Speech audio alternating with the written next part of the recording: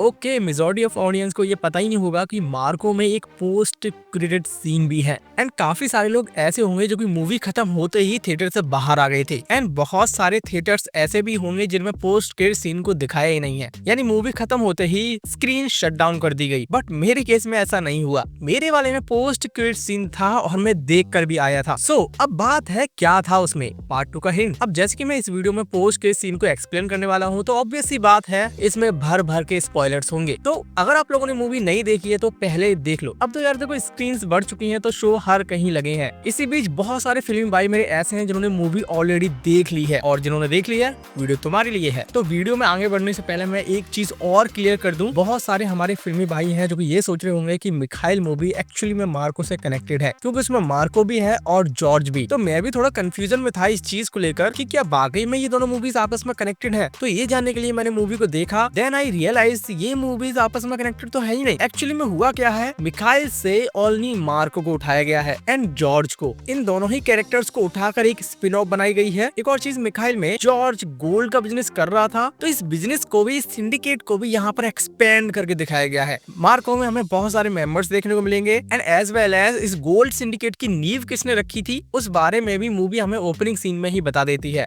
Point भी noted, story को तो मैं बिल्कुल भी एक्सप्लेन नहीं करने वाला इस वीडियो में। हम सीधा इनकी फैमिली के बारे में जानते हैं और ये जानते हैं कि ये गोल्ड सिंडिकेट की नींव रखी किसने। तो कहानी की शुरुआत होती है लॉर्ड मार्को से, जिसने इस सिंडिकेट की नींव रखी थी। आगे चलकर इनका बेटा होता है जिसका नाम ये पीटर डी मार्को रखते हैं। जैसे ये बड़े होते हैं तो अपने फादर के बिजनेस को संभालते हैं और उसे और एक्सपेंड करते हैं। तो यहाँ पर पीटर डी मार्को का एक खास आदमी था जिसका नाम था साइमन। अब साइमन इनके खानदान से वैसे तो नहीं आता था, ये बंदा एक्चुअली में था बाहर का। अब ये जो साइमन था इन्हीं का बेटा होता है मार्को। आई डोंट नो इस बच्चे का पहले नाम क्या था, बट बाद में इसको मार्को नाम दिया गया। तो एक दिन होता क्या है, पीटर डी मार्को ने एक सूटकेस जाकर साइमन को दिया जिसे वो अपनी फैमिली के साथ कहीं ले जा रहा था। इसी बीच गाड़ी के सामने रास्ते में एक हाईजैकर आता है, गाड़ी को रोकता है और यहाँ वो साइमन और उसकी पत्नी को मार देता है। गाड़ी में बचा ये 10-12 साल का लड़का। इसे याद रखना, ये 12 साल का लड़का अभी तक मरा नहीं है। तो इसी बीच होता क्या है, पीछे से एक गाड़ी आती है पीटर डी मार्को की, और वो गाड़ी से उतरकर ये देखते हैं कि साइमन की किसी ने हत्या कर दी है।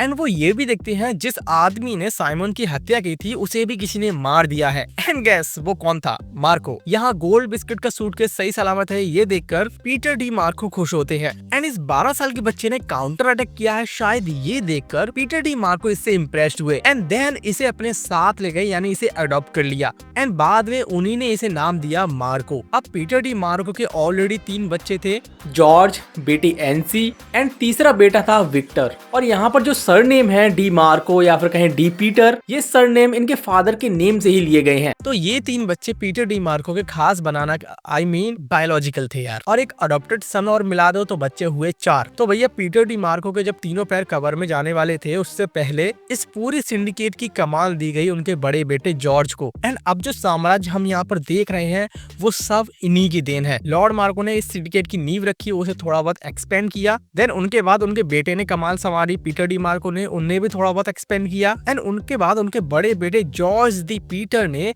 इस पूरे साम्राज्य को और एक्सपेंड कर दिया, जिसमें इनके साथ कुछ मेंबर्स भी हैं। तो ये तो था इस खानदान का और इस सिंडिकेट का एवोल्यूशन। अब हम लोग बात करते हैं टोनी आइजैक की फैमिली के बारे में। तो टोनी इसके 2 बेटे थे, रसल आइजैक जो कि इसका बायोलॉजिकल बेटा था एंड दूसरा था साइरस जो कि इसका एडॉप्टेड बेटा था। अब आई डोंट नो इसकी फैमिली यहीं तक सीमित है या फिर और कोई भी है, आई मीन टू से इसका बेटा या फिर भाई। मूवी में अभी तक इन्हीं लोगों को दिखाया गया है। जब आप पोस्ट क्रेडिट सीन देखने के बाद मेरा माइंड मानने को तैयार नहीं है कि टोनी की फैमिली यहीं तक सीमित है। हो सकता है इसका और कोई बेटा है जिसके बारे में अभी तक नहीं बताया गया है, या फिर हो सकता है टोनी का भी और कोई भाई है। In the post credit scene someone came in one of these vehicle and picked up Marco's nephew। यहाँ पर जो कार आई हुई थी उनमें से कैमरा हमें दिखाता है एक कार का इनर व्यू, जिसमें से हम एक हाथ को देखते हैं ऐसे अंगूठे पहने हुए। एंड इसी कार के डैशबोर्ड पर एक हम पिरामिड टाइप की चीज देख सकते हैं जिसके अंदर इल्यूमिनाटी टाइप का कोई सिंबल है। एंड यही सेम सिंबल मूवी के बीच में भी हमें दिखाया गया था जिस पर लिखा था कैब्रल चैप्टर 616। अब सबसे बड़ा सवाल निकल कर आता है कि ये सिंबल बिलोंग किसे करता है, उस ड्रग कार्टेल को जिसे सीक्रेटली रन कर रहा था रसल, या गोल्ड स्मगलिंग सिंडिकेट को? अभी के लिए ये कहना बहुत ही डिफिकल्ट है मेरे लिए। नोटिस जहाँ पर मीटिंग्स होती हैं वहीं पर ये सिंबल बना हुआ है और ये जगह है ये व्हाइट हाउस। तो 2 बार इस व्हाइट हाउस में मीटिंग्स हो चुकी है। पहली जब टॉनी ने कस्टम को माल पकड़वाया था, दूसरी जब विक्टर की इन्वेस्टिगेशन के लिए यहाँ पर मीटिंग्स हो रही थी। ये दोनों मीटिंग्स इसी व्हाइट हाउस के अंदर हुई हैं। और जिन लोगों को ये लग रहा है ये जॉर्ज का घर है, तो नहीं, ये जॉर्ज का घर नहीं है। ये व्हाइट हाउस किसी एकांत जगह पर बना हुआ है जहाँ पर मीटिंग्स होती हैं। बट अदर थिंग, अगर हम जॉर्ज के घर पर नजर मारें तो यहाँ पर हमें ये इल्यूमिनाटी जैसा सिंबल देखने को ही नहीं मिलता। जॉर्ज के घर पर हमें लायंस के सिंबल ज्यादा देखने को मिलते हैं और यही लायन जॉर्ज के रिंग में भी है। अब सोचने वाली बात है, अगर ये सिंबल गोल्ड स्मगलिंग सिंडिकेट को बिलोंग करता तो ये सिंबल जॉर्ज की गाड़ी में, जॉर्ज के घर पर या फिर अंगूठी में जरूर देखने को मिलता, बिकॉज जॉर्ज पूरे सिंडिकेट में एक बड़ा बिजनेस टाइकून था। यही सेम थिंग टॉनी के साथ भी है। उसकी रिंग में भी हमें कहीं पर भी ये सिंबल देखने को नहीं मिलता एंड एज वेल एज घर में भी।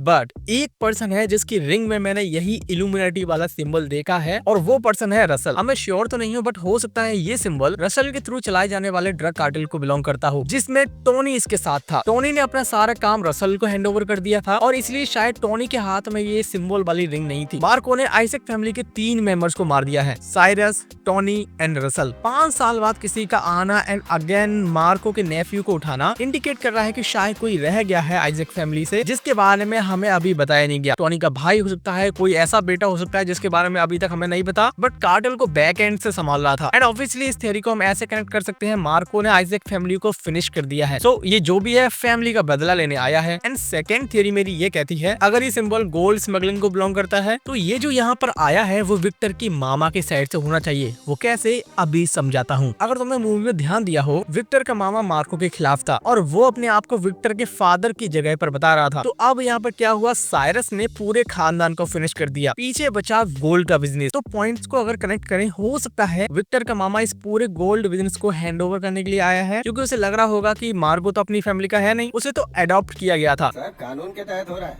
वैसे भी गैरों के भरोसे जायदाद नहीं छोड़ सकते। पूरे सिनेरियो को मेरी सेकंड थ्योरी कुछ ऐसे एक्सप्लेन करती है। बाकी आप लोग बताना कि कौन सी थ्योरी ज्यादा सेंस बना रही है। टोनी ने 3 और सिंडिकेट मेंबर्स का मेंशन किया था मूवी में, that is Salman, Nambiar and Chacko. इनके बारे में शायद हमें पार्ट 2 में बताया जाएगा। बाकी तुम्हें क्या लगता है, तुम्हारी क्या थियरीज हैं, वो मुझे कमेंट सेक्शन में जरूर बताना। बाकी अगर मुझसे कोई भी डिटेल छूट गई हो या फिर तुम्हारे पास भी कोई डिटेल हो तो वो भी मुझे बताना। Till then, this is your pop culture nerd, wrapping up for now and see you soon in the next one.